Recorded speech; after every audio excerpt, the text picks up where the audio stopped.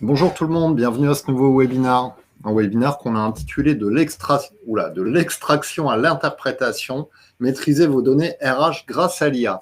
Et pour m'accompagner ce matin sur ce sujet, deux invités, Nassira et Franck. Bonjour Nassira. Bonjour Christophe. Salut Franck. Bonjour Christophe. Nassira, et bonjour Nassira. Bonjour Franck aussi. Tu peux te présenter Nassira ? Oui, donc Nassira Blondin, je suis gestionnaire paye et je viens aussi en support de projet RH. Donc, je travaille au sein du groupe Liebo. Donc, c'est une entreprise de menuiserie française et de façade. Et on emploie à peu près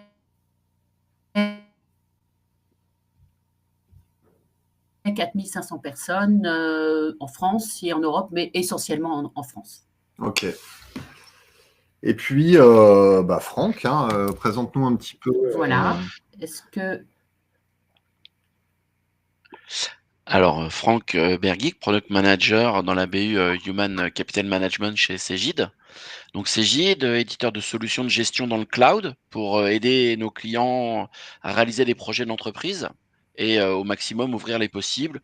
Cegid, globalement, c'est 750 000 clients dans 130 pays, 852 millions d'euros de chiffre d'affaires, dont une grosse partie, plus de 80% de récurrents, 16 000 partenaires, 5 000 collaborateurs, dont plus d'un tiers à la R&D.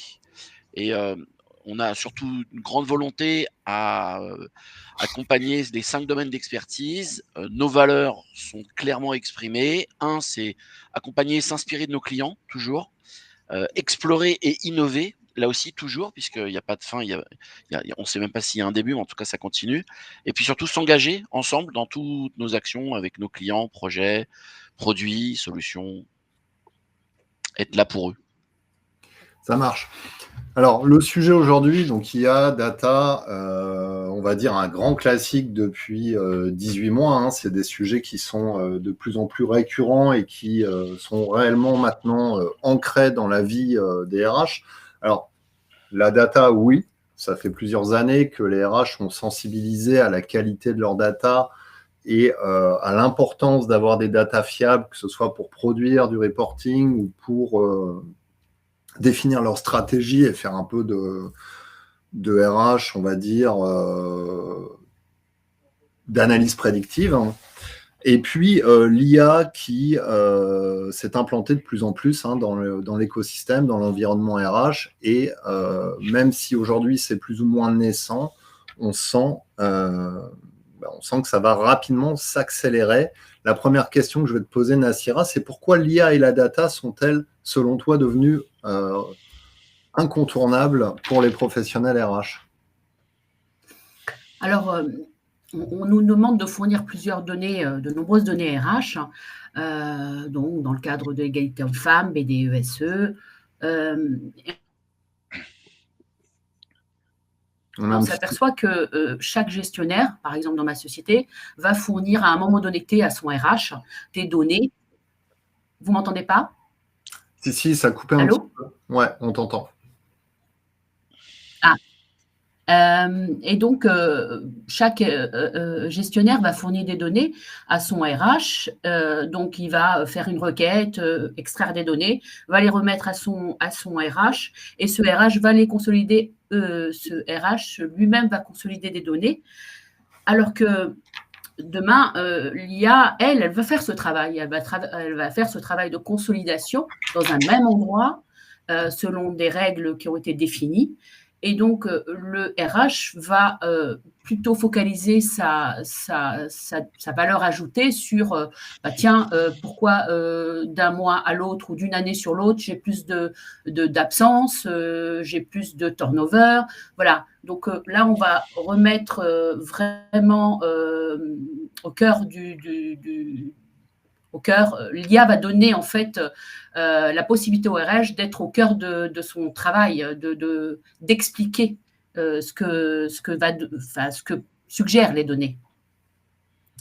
Voilà, pour moi, l'IA va faire tout ce travail de structuration de la donnée, d'avoir des données en temps réel, des données fiables, et compréhensible par tous dans un même endroit. Franck, tu peux compléter? Oui, alors Nassira l'a très bien exprimé. En fait, on se rend bien compte qu'il y a une évolution naturelle du rôle des RH. On va pas refaire l'histoire, des RH depuis la préhistoire, mais aujourd'hui, ça ne se limite plus uniquement à ce qu'on appelait vulgairement de l'administratif. Aujourd'hui, les RH sont devenus, stratégiques dans le soutien de la croissance et de l'innovation d'une entreprise. Elles doivent, soutenir les décisions, stratégiques, voire même elles doivent les guider ou les conseiller. Et pour cela, il faut des données fiables. Alors, les données fiables, on les a toujours eues en paye ou en compta. Elles doivent être de plus en plus pertinentes pour être capables d'aller au-delà de ce que la donnée affiche. Comme l'a dit Nassira, c'est d'expliquer la donnée pour orienter et optimiser, si possible, les performances de l'entreprise. J'avais lu une étude du Gartner en 2023 qui disait que 82% des entreprises leaders dans leur domaine affirmaient qu'elles avaient beaucoup de données RH, mais qu'en même temps, elles avaient du mal à les exploiter autre que ce que les indicateurs font apparaître brut de fonderie, quoi. Donc on est vraiment dans une gestion qui va devenir de plus en plus efficace de la donnée, au-delà d'être juste dans de la comptabilisation d'un nombre. Désormais, ce qu'on veut, c'est l'expliquer pour être capable de le prévoir. Ou de, comme le disait Nassira, c'est pourquoi. Pourquoi on a des écarts de turnover? Pourquoi l'année dernière, on n'a pas eu les mêmes tendances? Ouais, alors tu dis les données sont fiables en paye. Je mettrai un bémol. Moi, sur 99 logiciels de paye sur 100, les données sont pas fiables en fait. Aujourd'hui, les données sont pas toutes fiables et il y a beaucoup d'ailleurs, il y a beaucoup de champs qui sont non renseignés, des DSN qui sont erronés. En fait, il y a un peu un double discours parce que souvent on entend l'IA a un intérêt si les données sont fiables. Mais en même temps, l'IA peut corriger des données non fiables. Donc, il y a aussi cette dimension parce que on en avait parlé, Franck. Il y a des outils qui permettent d'anticiper, de corriger les DSN, d'aller valider la qualité des données. Aujourd'hui, on est conscient du fait que majoritairement les données sont bonnes et qu'on a malgré tout un certain nombre de populations avec des données erronées, alors soit des erreurs de saisie manuelle, humaine, hein, et là l'IA va beaucoup intervenir puisqu'elle n'a pas ce facteur émotionnel humain à faire des erreurs en tout cas, et si elle les fait une fois, on lui apprend à ne plus la refaire. Donc ça va nettoyer, ça va corriger les données de manière très importante. Et puis dans un deuxième temps, on va aussi automatiser toutes les parties fastidieuses qui amènent à des anomalies d'extraction, des anomalies de traitement, des anomalies de calcul. Et là, l'IA va être capable, avec ses fonctions de gestion de données en masse, quand je dis en masse, on est très largement au-dessus de ce qu'on avait l'habitude de faire jusqu'à présent, pour nettoyer les données, pour structurer les données, encore plus que ce qu'on le fait aujourd'hui. Et tu as raison. C'est quoi le principal défi, Nassira, en termes d'obligations légales et de consolidation des données RH? Tu parlais tout à l'heure de la BDSE, mais j'imagine que en fait, c'est un peu le quotidien RH de produire du rapport et finalement de se conformer à des obligations légales qui, empiriquement, prennent 80% du temps des gestionnaires paye, par exemple. En fait, il nous faut de la donnée rapidement, qu'elle soit fiable, comme on dit, donc dont on a confiance. Donc, quand on donne la donnée, on ne se dit pas, oh là là, qu'est-ce qu'il y a derrière? Est-ce que j'ai bien, c'est bien l'effectif TP, comment, fin de mois, etc. Et donc, ça, la fiabilité, c'est très, très important. Et puis, la sécurisation de la donnée, que je puisse donner des données. Moi, chaque gestionnaire a sa donnée de telle société et elle va transmettre que les données à tel interlocuteur. Voilà, je dirais que c'est vraiment essentiel qu'on puisse avoir des données rapides et fiables. Ça, c'est vraiment incontournable. Mais aujourd'hui, par exemple, quand tu dois faire une BDSE, ça te prend combien de temps aujourd'hui? C'est-à-dire que ça prend beaucoup de temps. Pourquoi? Parce qu'on va la faire à un moment donné T. On va dire, tiens, oulala, BDSE. Et après, on s'y penche. Donc, il faut se remettre dedans, repenser les définitions que chaque indicateur nous demande. Et c'est assez fastidieux parce qu'on passe par du Excel, par de la compilation de données. Donc, ce n'est pas de l'instantané. Donc, ça va demander énormément de temps, et surtout si on a plusieurs sociétés à fournir en même moment. Donc, Alors là, effectivement, ouais, oui, c'est quand même une galère, ce type de choses pour ouais, les c'est une grande éditeurs.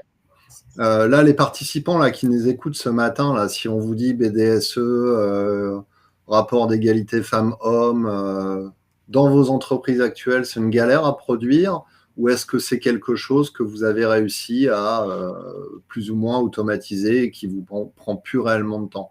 Dites-moi juste en commentaire si oui, c'est une galère ou non, c'est pas une galère. Donc, carrément inexistant, c'est une galère. Oui, c'est une galère. Pas une galère. Galère. J'aime bien avoir des mots comme ça, galère, comme ça, dans un webinar. Ça met tout de suite de la pêche à tout le monde. Non, pas une galère. Une galère, c'est une galère. Bon, en majorité, c'est quand même une galère. Je pense que là, bon, j'enfonce une porte ouverte, hein, mais alors, une des problématiques, et souvent on en parle, c'est de dire, ouais, les RH, tu l'as dit hein, très bien, Franck, tout à l'heure, finalement, les RH ont toutes les données.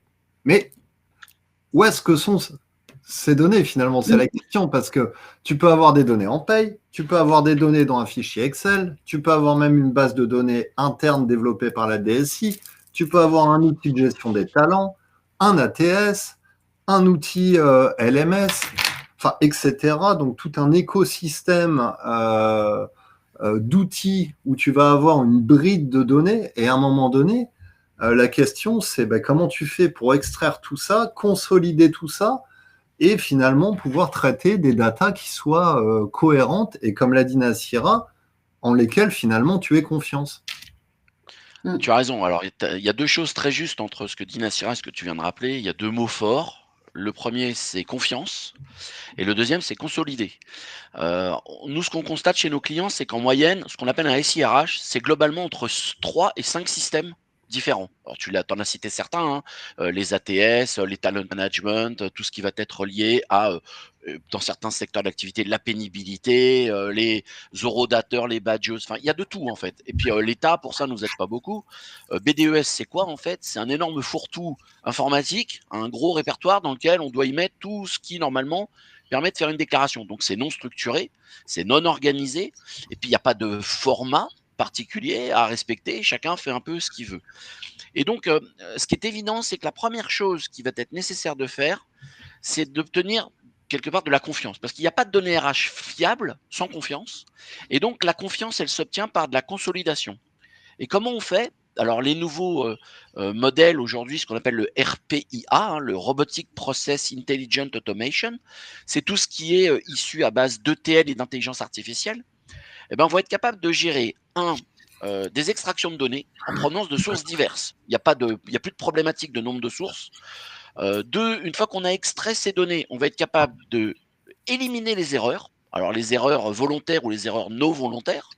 Et puis, on va être capable, dans des processus ultra rapides, de gérer des volumes de données ultra gigantesques. Parce que il faut être capable d'harmoniser tout ça. Je me souviens de clients qui ont des systèmes dans lesquels le matricule, c'est pas le même d'un système à l'autre. Donc, pour retrouver un individu, se baser sur le nom, c'est pas forcément ce qui se fait de plus sécurisé, on va dire. Il y a aussi tout ce qui est lié à l'erreur humaine au sens large. Comme tu disais, une donnée mal saisie, un sexe mal renseigné. Il y a des outils qui font pas de contrôle entre le sexe et le numéro de sécurité sociale, par exemple. Ça se complexifie aujourd'hui avec tout ce qui est intégration au sens LGBT++, etc. Hein. Il n'y a pas que des 1 et des 2 qui vont apparaître. Donc, il faut être capable de transformer ces données-là et de les consolider avec des extractions qui sont pertinentes, mais surtout qui vont garantir, comme le dit Nassira, le fait qu'à la fin, on ne se pose pas la question de savoir si la donnée est bonne ou pas. Et en ça, les ETL ou les IA, peu importe, encore mieux quand c'est les deux, aident énormément les choses parce que un ETL va travailler 1 million de fois plus vite à la vitesse de la lumière qu'un humain, et une IA va corriger et va valider, certifier quelque part la donnée qui a été extraite. Et donc, c'est le couple gagnant. En tout cas, c'est celui qu'on utilise, nous, chez Cegid, au travers de nos outils, pour extraire très rapidement, sécuriser, normaliser les données, pour être capable de les présenter à nos clients, et en garantissant quasiment 99,9% de validité de ces données qu'on leur affiche et sur lesquelles ils ne se posent plus de questions. Ouais, parce que en parlant de ça, ça me fait penser, quand tu changes de SIRH, souvent, tu te retrouves avec des galères de table de correspondance dans tous les C'est sens. ça. Et là, on ne s'en tient qu'aux outils RH, hein, mais évidemment, quand tu dois les mixer avec des outils de la prod, des outils financiers, et avoir des rapports qui consolident, j'en sais rien, moi, le temps homme passé sur telle action dans l'entreprise, là, tu montes encore d'un cran dans l'utilisation et l'analyse de tes datas, puisque aujourd'hui, c'est quasiment infaisable dans la plupart des boîtes, hein. Alors, c'est infaisable. Enfin, en tout cas, à chaque fois que les clients viennent nous voir, souvent c'est parce qu'ils ont eu une mauvaise expérience à l'extérieur, à vouloir soit consolider à la main, soit à être attirés par le chant des sirènes. Nous, on a résolu ce problème de manière simple chez Cegid. On a développé des usines, donc des usines automatisées, 100% automatisées. Il faut vraiment imaginer une centrale nucléaire dans laquelle tout est programmé, tout est automatisé, ça tourne tout seul. Et on se sert de ça aussi bien, comme tu le dis, pour passer d'un logiciel A vers un logiciel B, parce que nos nouveaux clients arrivent en provenance d'un partenaire, d'un concurrent, mais aussi pour interfacer ou interconnecter des logiciels qui, à la base, ne sont pas faits pour se parler entre eux. Et tout ça passe par nos usines, qui sont basées sur de l'IA, de la RPIA, et tout ce petit monde discute et fonctionne de manière totalement transparente, sans humain, j'aurais tendance à dire même, hein, quelque part. On verra la place de l'humain après, mais en tout cas, l'humain, dans ces phases-là très mathématiques des choses, n'a pas d'intérêt à être là. Ouais. Il est alerté s'il y a des erreurs pour intervenir, parce que c'est lui qui est le juge-arbitre, mais pour le reste, la réconciliation des données, il n'a pas, entre guillemets, de valeur ajoutée. Et c'est en ça qu'on essaye d'économiser du temps aussi à nos clients, à leur dire ne vous concentrez que sur ce qui a de l'importance, c'est le fameux pourquoi, comme disait Nassira. C'est le pourquoi j'ai un écart, et pas il y a un écart, il est avéré, et l'IA vous le trouvera, il vous dira même les raisons de cet écart. Par contre, l'explication, elle peut être liée à de l'humain. Alors comment, Fabrice demande, comment tu garantis la sécurité et la confidentialité des données lorsque tu utilises l'IA? Alors, la sécurité, déjà, il y a des règles très strictes qui passent par des processus qui peuvent être des processus de cryptage de données ou autres, qui font que de toute façon, de bout en bout, en tout cas chez CJ, de bout en bout, toutes nos données sont cryptées, sécurisées et non accessibles de l'extérieur. C'est-à-dire que ça se passe dans des tuyaux sur lesquels personne n'a accès. Donc, de ce point de vue-là, on garantit la sécurité. Et alors, pour aller venir décrypter, il y a des pain tests qui sont faits dans tous les sens, qui font qu'on a des SLA qui garantissent à nos clients que les données sont sécurisées. Et c'est aussi dans tout ce qui va être hébergement. C'est-à-dire que jusqu'à preuve du contraire, aujourd'hui, on interdit des hébergements aux États-Unis, on interdit des hébergements sur des sites qui ne sont pas officiellement légalisés par l'administration française. Donc ça, c'est pour la partie sécurité propre du système. Et ensuite, pour la garantie des erreurs, en fait, les IA, comme tout, doivent passer un certain nombre de tests réguliers même. Donc, on teste régulièrement nos IA pour vérifier qu'elles répondent systématiquement de bonnes réponses. Qu'il n'y a pas dans le temps, puisque les IA apprennent en permanence, on Ouais, peut qu'il y a pas une imaginer dérive. qu'elles apprennent mal, enfin au fur et à mesure, ou qu'elles se décalent elles-mêmes, qu'elles dérivent. Donc, on leur fait systématiquement passer des tests pour vérifier que les réponses fournies sont toujours les mêmes, entre guillemets, et ou les bonnes. Et puis, bah, si ce ne sont pas les bonnes parce que nos IA apprennent, eh ben, on réajuste petit à petit, soit l'apprentissage, mais aussi le niveau des tests. Parce que plus l'IA apprend et plus les tests doivent être poussés. Donc voilà, et donc il y a des équipes spécialisées qui font ça, quoi. Et on intègre ça dans toutes nos technologies, enfin toutes nos méthodologies de développement. Il y a des Alors, grosses il y a, parts qui sont faites sur la qualité. il y a Et, et- Johan, il y a et Johan. pour nous, pour nous, pardon, nous, par exemple, il y a des administrateurs, il y en a deux, et après, chaque gestionnaire et RH voit sa population et uniquement sa population. Il y a Virginie qui te demande, Franck, c'est quoi comme IA que tu utilises chez Cegid? Alors, il y en a plusieurs déjà. Il y en a plusieurs. Puisqu'en fait, ce qu'il faut bien comprendre, c'est qu'il n'y a pas d'IA généraliste, en fait. Les IA sont faites en fonction du besoin.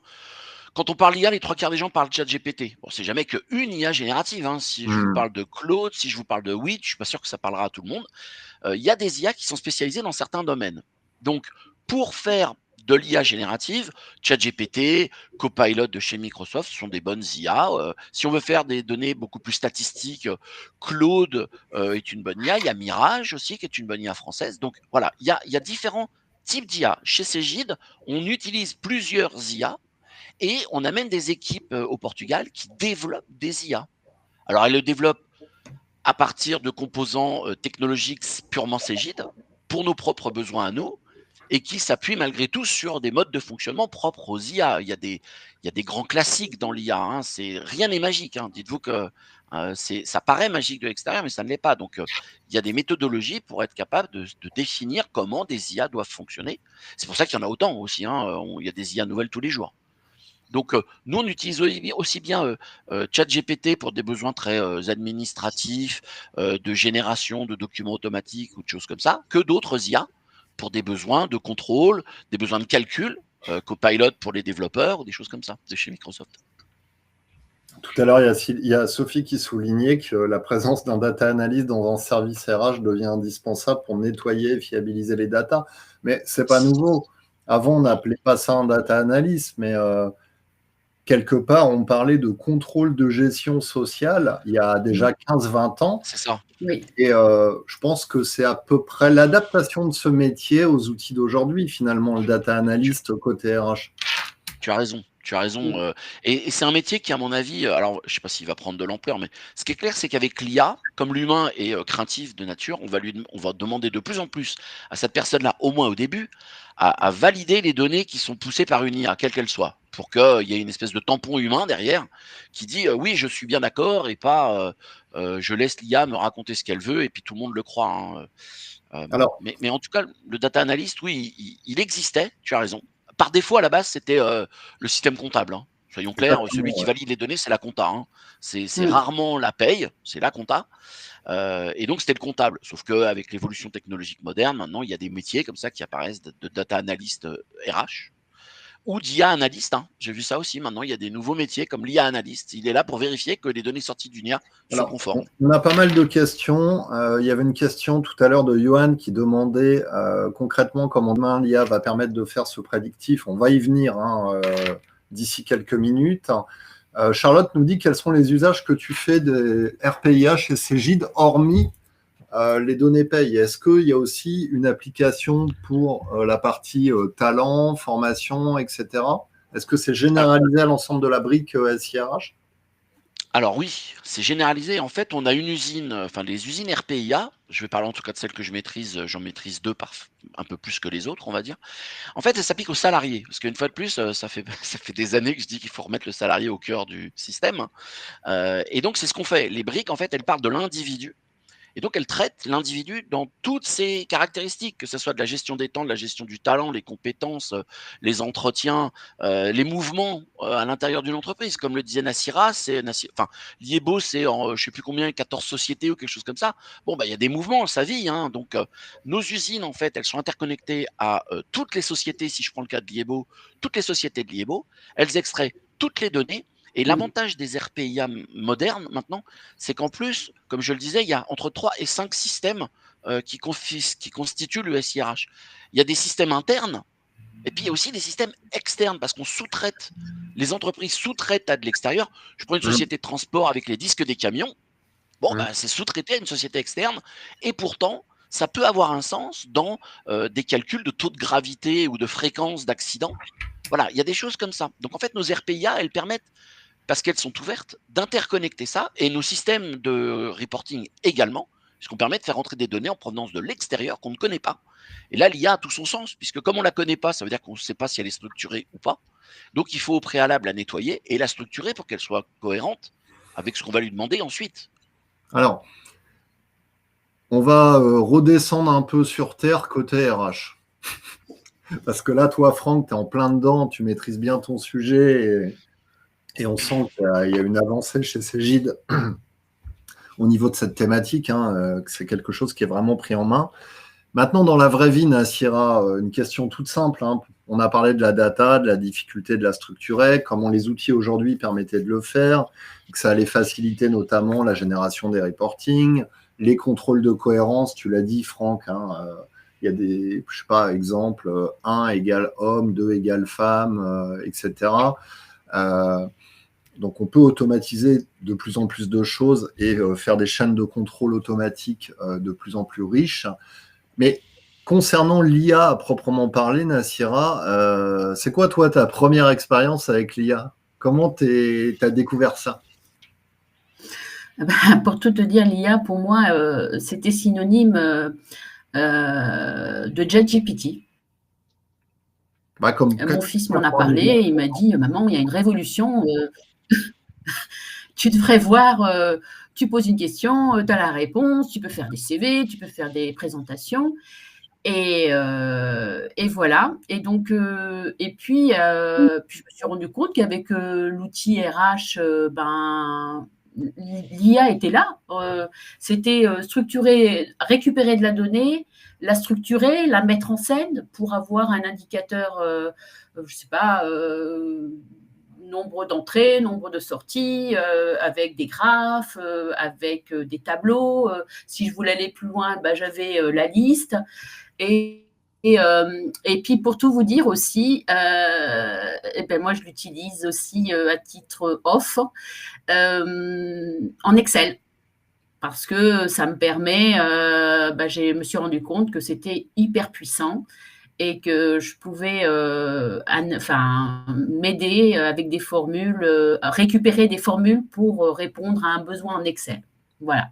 Ouais, tu n'as plus besoin d'être formé à Excel une fois que tu as ChatGPT. Il te fait Exactement. C'est juste magique. Ça, c'est magique. Mais ce que tu soulignes là, tu dis j'ai fait dans l'outil, tu parles à la fois de ChatGPT, mais là, tu parlais de ton outil SIRH parce que. Oui, tout à fait. ChatGPT, tu n'as pas le droit de l'utiliser en entreprise. Non. Alors, non. Ça, c'est un point très, très, très important parce que moi, pour avoir discuté avec des dizaines, si ce n'est des centaines de RH sur le sujet, aujourd'hui, je pense que 90% des boîtes ont banni ChatGPT dans leur entreprise. Donc, les salariés n'ont pas le droit de l'utiliser. Pour autant, ça ne veut pas dire que les RH sont privés d'IA. Et je pense que le moyen le plus sûr d'utiliser l'IA, c'est de l'utiliser dans vos outils applicatifs SIRH. Comme là, tu le fais via Cegid, qui embarque ces briques. Parce que du coup, ça répond quand même déjà à l'objectif d'avoir la fonctionnalité, d'être auto-guidé, potentiellement d'être formé par ton éditeur ou ton intégrateur, d'avoir la garantie que les données sont sécurisées, que ce soit RGPD, etc. Donc, moi, mon conseil, là, juste entre parenthèses, c'est de dire, au lieu d'aller jouer sur des IA génératives dont vous ne savez pas s'il y a un risque ou pas, que ce soit en termes de résultats ou en termes de confidentialité, faites confiance à votre éditeur qui, lui, de toute façon, va rapidement signer l'IA Act et qui va de toute façon devoir se conformer à la réglementation européenne et qui vous garantira par là même que vous-même, au niveau des équipes RH et de l'entreprise, vous êtes conforme. Je pense que c'est le meilleur process à adopter aujourd'hui. Oui. Alors, il y a Fabrice qui nous dit... Ouais, je pense que c'est, à mon sens, le plus simple et le plus évident à mes yeux aujourd'hui quand je regarde le marché et l'utilisation qu'en font les RH. Tu as tout à fait raison. Alors, je ne vais pas te mentir, là, je te le dis parce que je dis faites dans Cegid, mais je serais avec un autre éditeur, je dirais faites dans Paul Jacques, tu vois. Mais bien sûr. Évidemment. Bien sûr, il y a une règle très simple, tu l'as très bien dit, c'est que l'IA Act, de toute façon, si on n'arrive pas à s'y conformer, c'est des sanctions financières extrêmement lourdes qui mettra à genoux n'importe quel éditeur de logiciel. Donc, les éditeurs qui vont vers de l'IA vont devoir aller au-delà de ce que fait ChatGPT parce que très honnêtement, c'est une boîte noire. Vous ne savez pas pourquoi il vous rend cette donnée-là, et puis vous ne savez pas si ce qu'il vous a rendu, c'est vrai la vraie bonne réponse. Ou, voilà. Nous, on est obligé. Nous, on est obligé de garantir et de valider la transparence des données, la transparence des calculs, l'utilisation des données, les sources.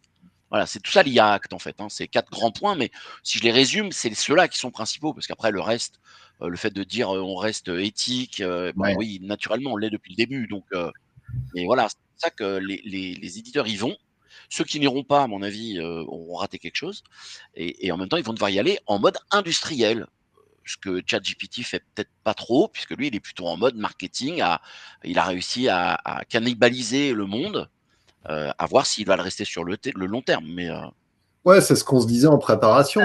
Il y a 20 ans, Facebook a cannibalisé Facebook a avalé le marché Et aujourd'hui, je ne veux pas dire qu'ils sont derniers de la classe, mais ils sont plus leaders incontestés. Donc, OpenAI, on ne sait pas ce que ça donnera dans 6 mois, 1 an. Hein. Ça va très vite. Hein. Oui, Nassira. Je vais préciser quand même quelque chose, c'est que je mets aucune donnée de la société dans le ChatGPT. Hein. Ouais, bah, on s'en doute. Oui, et c'est la question. J'utilise vraiment pour avoir des formules, des choses comme ça, mais c'est tout. Hein. C'est la question de Fabrice qui dit OK, mais dans GPT, on met nos données sur le domaine public. Alors, on peut aussi configurer GPT pour ne pas mettre ces données sur le domaine public. Hein.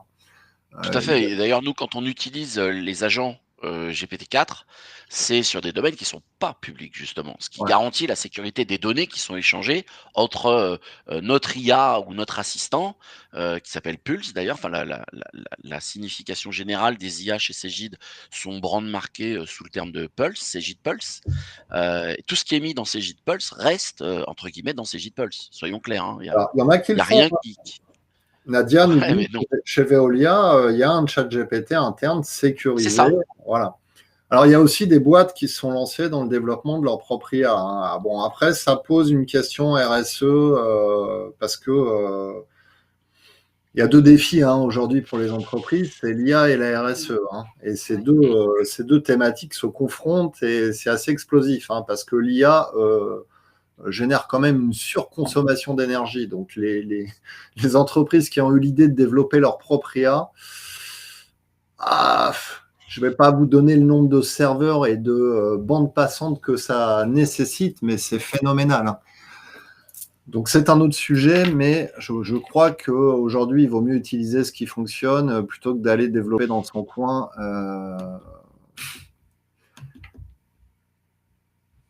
des IA surconsommatrices. On va passer un peu à la partie, parce que là, on a un peu déstructuré notre webinaire, hein, on est un peu parti dans tous les sens. Mais c'est pas grave, Ouais, Elodie nous dit le problème vient de l'utilisation faite de l'IA par les utilisateurs. Oui, on tombe aussi facilement dans une surconsommation ou dans une utilisation non maîtrisée de l'IA. D'ailleurs, je suis sûr que si je te posais la question, Nassira, si je te demande « As-tu été formé à ChatGPT par un quelconque moyen avant de l'utiliser ?» Il y a presque 100% de chances que tu me répondes non. Oui. Comme la plupart des gens. Et c'est ça qui crée aujourd'hui toute la problématique, c'est que utiliser un outil sans y avoir été formé et sans y avoir été sensibilisé aux dérives et aux risques, c'est là où est le danger. Hein. Ouais, alors, tout à fait.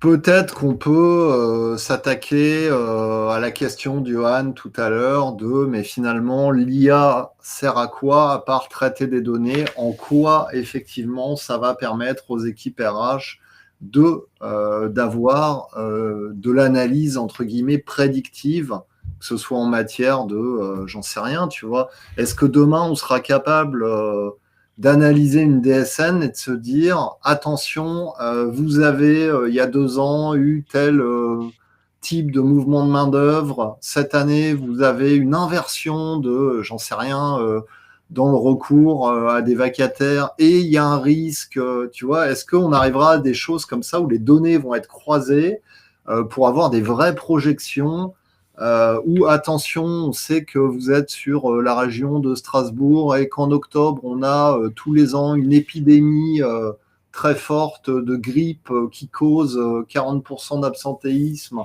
et vous devriez peut-être faire une campagne de vaccination préventive, tu vois ? Ah ouais, alors déjà je ne le mettrai pas au futur parce qu'il y a une partie de ce que tu dis qui existe déjà. C'est-à-dire que si on reprend la problématique de la DSN par laquelle tu as commencé, par exemple, qu'est-ce qu'on fait déjà? Et on a un outil qui existe et qui va être mis sur le marché très prochainement, qui va, grâce à l'IA, être capable de croiser toutes les données de la DSN les unes avec les autres pour vraiment être capable de garantir un espèce de niveau de validation des données DSN et de dire ta DSN elle est bonne ou elle est fausse pour telle et telle bonne raison, parce qu'on va croiser des données qui, sur le principe, n'ont pas forcément l'habitude d'être croisées entre elles. Mais le fait de les croiser montre qu'il y a une erreur. Et ça va dire, du coup, tel salarié à tel endroit, il y a une erreur de saisie, ce qui évite d'aller jusqu'à la DSN qui vous la renvoie en disant elle n'est pas bonne. Donc on va le faire en amont. Et ça existe déjà. L'IA, grâce à sa puissance de calcul sur des données Alors, relativement vastes. j'ajouterais un point de détail, Franck. Des fois, enfin même dans 90% des cas, quand elle est validée, pour autant, Ouais, certaines datas sont toujours fausses et personne ne le voit, ni en entrée ni en sortie, hein. tu as raison. C'est pour ça qu'on a un outil là qui va être mis sur le marché, qui va garantir la conformité des DSN. D'accord? Donc, et ça existe déjà. Ça, le fait d'être capable de dire on va pousser l'IA jusqu'à être capable de faire des choses que soit c'était trop coûteux à faire, soit c'était trop difficile à faire, ben on va le faire avec de l'IA et en plus on va le faire avec, comme tu le dis, des données qui sont issues éventuellement d'historique, c'est-à-dire qu'on va rapprocher la donnée d'aujourd'hui avec d'autres données d'ailleurs pour dire attention, on a eu un problème il y a X temps, est-ce que ce problème ne se reproduit pas? Ce qui peut amener à des facteurs d'échelle.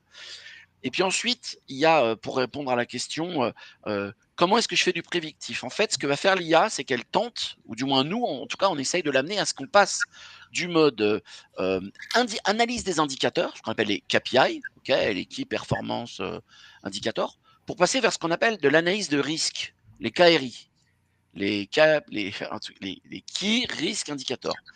Parce qu'en faisant ça, les KPI mesurent des résultats et ils projettent ou ils initient un certain nombre d'hypothèses pour le futur basées sur le passé. Donc, tous les ans, tu as un trou d'activité au mois d'août. Sur le principe, il n'y a pas de raison que cette année, tu n'aies pas un trou d'activité sur le mois d'août. Et ils vont simplement projeter ces choses-là vers les chiffres que tu as aujourd'hui. Donc, on peut, comme ça, être capable de faire de la prévision, et pas de la prédiction, mais de la prévision. Cette prévision, bien entendu, elle est limitée à tout ce qui est externe à l'entreprise. Personne n'aurait pu prévoir le Covid. Personne pourrait prévoir un certain nombre de facteurs comme ça. Les KRI, eux, vont basculer sur un autre système qui va plus être sur des systèmes d'alerte pour prévenir des menaces potentielles. Et typiquement, dans les outils que nous avons développés, on a mis en place des systèmes de calendrier qui permettent de dire, voilà, j'ai un déménagement. Quel va être l'impact de ce déménagement sur mes populations? Parce que je déménage loin dans une région, parce qu'on a décidé que c'était comme ça, je vais éclater un certain nombre de choses. Comment les salariés vont potentiellement d'abord prendre cette information, comment ils vont s'y adapter, quels sont les risques sur des populations, des commerciaux, sur d'autres, est-ce que ça va pas faire exploser certains budgets? Et donc, on va comme ça passer dans des systèmes de risque et non plus dans des systèmes d'indicateurs calculés. Et donc, pour ça, là où les KPI permettent de suivre une amélioration de performance, les KRI vont être proactifs et dire attention, tu risques d'avoir un risque sur du moyen ou du long terme parce que telle situation montre qu'on ne va pas dans le bon sens. De la même manière, les objectifs, quand on a un KPI, c'est pour le réaliser. Quand on a un KRI, c'est pour définir des nouveaux KPI. Parce que s'il y a un risque, il faut revoir les KPI existants, voire les supprimer, voire en créer d'autres. Dans l'examen des données, les KPI, c'est de l'évolution de la performance. J'évalue à un instant T un indicateur. Quand on bascule en mode KRI, ça va plutôt être comment j'ai des signaux qui vont me prévenir qu'il y a potentiellement une alerte. Et donc, les IA vont plus dans ce sens-là. C'est pour ça qu'on parle plus de prescriptif, c'est-à-dire que je te préviens qu'il faudrait faire quelque chose, que de prédictif, je te dis ce qui va arriver. Parce que le prédictif aujourd'hui n'existe pas, on n'a pas de boule de cristal, hein, et on n'en aura pas avant un certain temps. Même les modèles météorologiques, vous le voyez bien, hein, plus on avance dans le temps, plus on a de données météorologiques, et pour autant, on n'est pas toujours capable de revoir que la foudre va tomber à un endroit bien particulier en France, quoi. C'est un peu pareil avec les données RH. Par contre, on commence, comme le fait la météo, à dire il y a des très forts risques parce que sur les 200 derniers jours, on a vu qu'il y avait un certain nombre de facteurs qui s'étaient produits dans le temps qui permettent de déclencher des risques plus que de dire ce qui va se passer. Et donc, c'est vers ça qu'on va, en fait. Donc, de là à dire, demain, je te dis très exactement quelle sera ton évolution, en fonction des données qu'il aura, il ne sera pas capable de le faire de manière ultra précise, mais il sera déjà capable de donner des tendances. Il sera capable de déclencher des risques en disant, attention, la dernière fois qu'on a fait ça, malgré Mais tout, on a perdu. Est-ce que tu penses que les outils vont aller chercher des données sectorielles ou des données marché extérieures à Bien sûr. l'entreprise pour construire justement ces espèces d'analyses, ces pistes, on va dire, prédictives? Bien sûr. Alors, déjà, ça existe. C'est-à-dire que si la donnée est là, les outils sont capables d'aller la chercher. La problématique aujourd'hui, c'est plus où je la trouve, comment je l'achète, parce qu'il y a ça, il y a aussi des gens qui font du business avec ça. Les Ouais. analyses sectorielles ou les analyses de marché, il y a des gens qui les vendent, donc il faut l'acheter. Par contre, une fois qu'elle a été achetée, cette analyse, et c'est un des projets qui est mené par le GIP, hein, MDS, quelque part, où ils avaient la volonté à donner des indicateurs de marché, puisque c'est eux qui maîtrisent toutes les DSN. Donc ils se sont dit, on va prendre toutes les DSN de tout le monde, puisqu'on a le droit de le faire. Et puis de là, on va en tirer des grandes tendances en disant, bah voilà, dans le secteur de l'hôtellerie, les salaires moyens des gens de 3 ans Mmh. d'ancienneté, c'est ça. Voilà. Donc les besoins existent, les entreprises les attendent. Aujourd'hui, on passe par des AFNOR, des INSEE, des choses comme ça pour acheter des fichiers. Mais une fois qu'on a ces fichiers, on est capable de les faire. Nous, dans nos systèmes, par exemple, on a déjà mis en place si les données existent, on a mis en place des systèmes qu'on appelle de comparaison dos à dos ou de prédiction qui permettent de dire, eh ben, j'ai un taux de gravité de 2% dans le secteur de l'hôtellerie, est-ce que c'est bien ou pas? Et les IA bâtis sur nos systèmes qui vont interroger ces infos-là vont vous dire ah bah 2, c'est plutôt bien parce que dans le secteur de l'hôtellerie et qui plus est dans ta région, on est plutôt à 3,5 qu'à 2. Donc, continue comme ça veut dire que tu as mis la bonne stratégie sur la gestion des risques et des accidents qui fait que tu es en dessous du reste. Voilà. Donc Alors, oui, ça c'est complètement le cas. il y a un risque qui est facile à mesurer à terme. Je vais faire une pirouette pour ramener ça à quelque chose de très concret relatif à la paye. Bon, on le sait, là, actuellement, il y a beaucoup de contrôles URSSAF, ça dégringole dans tous les sens, il faut récupérer de l'argent en France, donc les contrôles ont été accentués et vont l'être encore plus en 2025. Est-ce qu'à terme, enfin, je pose la question, mais je connais la réponse, les contrôles vont être faits directement via la DSN? Aussi bien les contrôles sur les bases, les contrôles concernant la paye, que des contrôles beaucoup plus réglementaires sur les reconductions de CDD, les respects des périodes d'essai, etc. Donc, est-ce que les entreprises n'ont pas dès aujourd'hui, sachant que l'URSSAF va contrôler de manière intelligente et via IA, et c'est déjà fait aujourd'hui, est-ce que les entreprises n'ont pas réellement intérêt à s'y mettre tout de suite? Parce que on sait que dans 3-4 ans, tu n'auras plus de lettres recommandées pour te dire contrôle URSSAF. Tu vas carrément recevoir ta notification de paiement, en fait. C'est ça. Alors de toute façon, j'encourage les entreprises à s'y mettre parce que l'IA, il y a eu des grands changements dans la vie.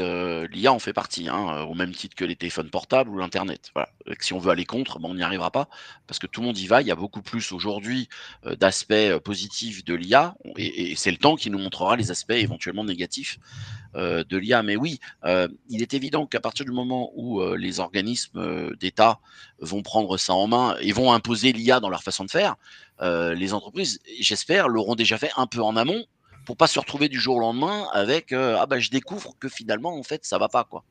Et c'est pour ça que quand je parlais de contrôle et que je parlais d'usine, c'est ce que nous faisons dans nos usines à nous. Nous, ce qu'on fait quand en fait on extrait les données de l'IEBO, bah, c'est qu'on les nettoie et on les nettoie et on les prévient pour leur dire attention, on leur met les outils nécessaires pour les alerter et leur dire attention, il y a des écarts, ils sont là. Par contre, on a été capable de voir que ces écarts étaient soit liés à une mauvaise interprétation de votre part de la loi, ce qui peut arriver, soit liés à vous n'avez pas la bonne valeur de saisie au bon endroit, ce qui fait que du coup, cette donnée-là, l'IA ne la comprend pas, au sens, il ne peut pas la rentrer dans une des cases dans laquelle elle est censée aller.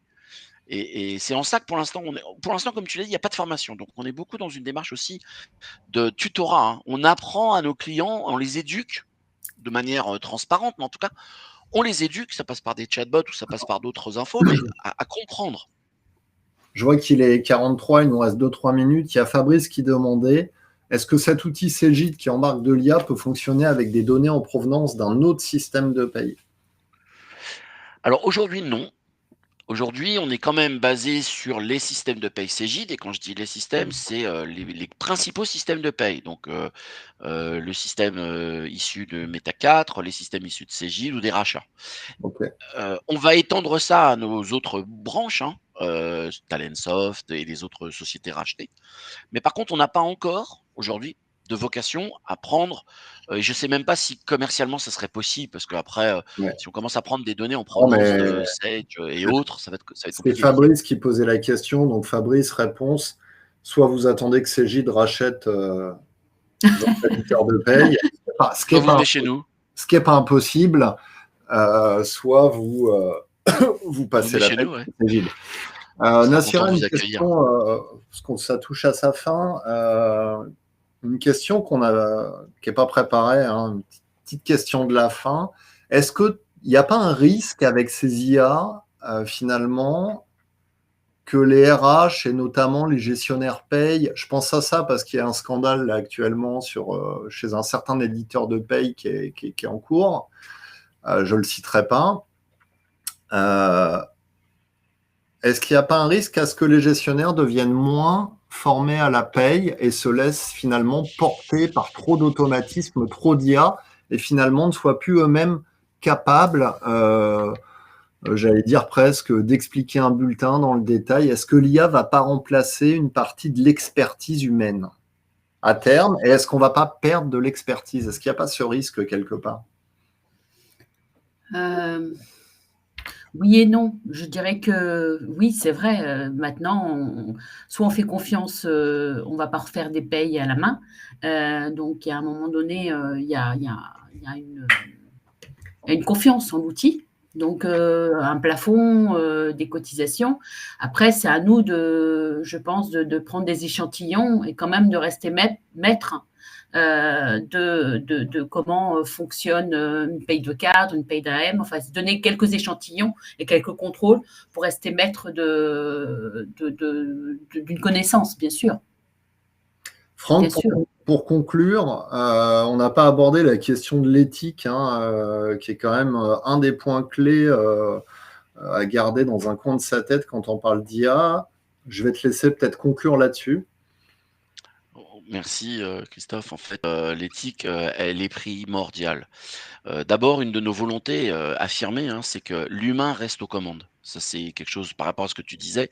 Il y a deux choses. Il y a la mauvaise utilisation de l'IA. J'ai vu ça dans le chat à un moment. Et donc, il faut être capable de dire on garde l'humain dans un scope, dans un périmètre qui est celui de l'IA. Et on commence pas à lui laisser faire n'importe quoi, parce que bien entendu, l'IA pourrait répondre à des questions qui n'ont pas été entre guillemets voulues, mais pire que ça, elle pourrait répondre à des questions qui seraient non éthiques. Donc, Ouais. il faut que l'humain reste aux commandes. L'IA, c'est un outil, mais la décision, elle est humaine. L'IA décide pas tout seul. Elle propose des infos et après, les stratèges vont dire oui, je prends en compte, non, je prends pas en compte. Et puis, l'humain doit rester là. Deux, les indicateurs que fournissent les IA sont des outils aussi, c'est pas des finalités. C'est-à-dire que quand ils affichent clairement qu'il y a un turnover qui a une valeur très élevée, c'est pas pour autant qu'il n'y a pas une analyse à mener derrière et qu'il faut pas d'un seul coup dire ah bah l'IA automatiquement a dit 50%, donc je vais commencer à procéder à des plans drastiques. Donc il faut considérer ça comme des outils pour éclairer des prises de décision et non comme des objectifs en soi. Ça, c'est important. Et en tout cas, nous, on le rappelle dans nos IA, c'est l'IA, même si elle dit une bêtise ou si elle dit quelque chose de vrai mais que l'humain ne veut pas entendre, c'est toujours l'humain qui reste derrière. Il faut à tout prix qu'on garantisse, et on parlait de transparence et on parlait de confiance, c'est tout ce qui est sécurité de l'information avant tout. Les clients ne doivent surtout pas avoir à se poser la question est-ce que ma donnée elle est bonne? Ils peuvent se la poser la première fois, mais sinon il ne faut pas utiliser d'IA. Comme disait Nassira, on ne va pas refaire des payes à la main et on va pas refaire, on va pas déclarer des DSN là aussi en cochant des formulaires papier. Ouais. Donc l'information doit rester sécurisée en toute situation. Ça veut dire des protocoles stricts, garantir des données sensibles pour les salariés. La RGPD nous aide beaucoup en ça, hein, donc tant mieux pour nous. Mais en tout cas, ne doivent être autorisés à manipuler de l'IA que les gens qui ont une habilitation, une autorisation à le faire. On n'est pas du chat GPT quand on est dans le monde professionnel, il faut bien comprendre ça. Et puis enfin, il faut être capable d'accepter qu'il y ait ce qu'on appelle, nous, la responsabilité partagée. Dans un des piliers de Cegid, il y a ensemble. On est vraiment là pour avancer avec nos clients. Et donc l'IA et l'éthique dans l'utilisation de l'IA, nous allons la renforcer, nous, en permanence dans nos systèmes pour garantir que notre IA reste transparente, éthique et n'est pas quelque chose, on ne va pas dévier vers un Skynet ou un DAL 9000 de chez Stanley ou autre, mais il faut qu'on garantisse que les prises de décision qui sont faites sont prises en toute connaissance de cause avec des données fiables. Après, l'humain reste aux commandes. C'est pas l'IA qui prend la décision, hein, c'est l'humain. Voilà. Donc oui, l'éthique est très très importante. Et à ta question qui est très intéressante aussi, il y a plein d'articles en ce moment qui sont plutôt pas trop mal sur le net où tu as raison de dire beaucoup de gens se posent la question de la perte du savoir. C'est-à-dire que si je fais tout faire par l'IA, moi une fois ma fille m'a dit quelque chose elle était plus jeune, hein, c'est le début de l'internet, et elle me dit mais si Wiki, à l'époque Wikipédia, le dit, c'est que c'est vrai.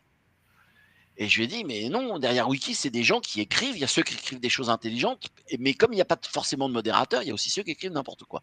À partir du moment où l'IA se source, nous, on fait attention chez Cegid, il y a quelque chose de très clair. Elle ne se source pas n'importe comment. Elle se source sur des sites validés, vérifiés. Parce que sinon, c'est la porte ouverte à n'importe quoi. Et entre autres, à de l'éthique, pas forcément très, très rigoureuse. Merci Franck. Merci Nassira. Merci à toi. Merci à vous. Merci Nassira. J'espère que ce webinaire vous a intéressé.